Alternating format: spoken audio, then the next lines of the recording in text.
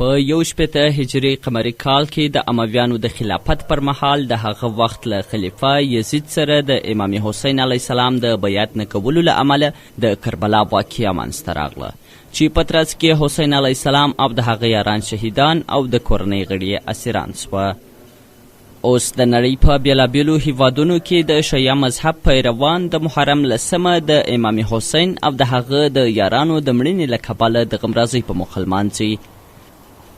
دا ورځ په ایران، پاکستان، لبنان، بحرین، عراق، هند، مراکش او الجزایر هیوادونو کې په رسمي ډول لمانځل کیږي. د هیواد د نورو ولایتونو په څیر هلمند کې هم د یادې ورځې د لمانځنې لپاره چمتووالی روان دی. د یاد ولایت عام شیعه مذهبه اوسیدونکي وایي چې د یادې ورځې د لمانځلو لپاره په چمتووالي بوخت دي او زیاتوي چې دا ځل به په یادو مراسمو کې په لوی شمیر ګډون وکړي. یکی از دعاهای پیغمبر مکرم حضرت ابراهیم خلیل علی نبینا هستند که برای شهر مکه دعا کردند که خداوندا توی شهر مکه را شهر امن قرار بدی و ما هم از امون کلمات مبارکه الهی استفاده میکنیم که خداوند افغانستان عزیز ما را تحت لوای امارت اسلامی و شریعت اسلامی مقدس در امن و امان زندگی کنیم.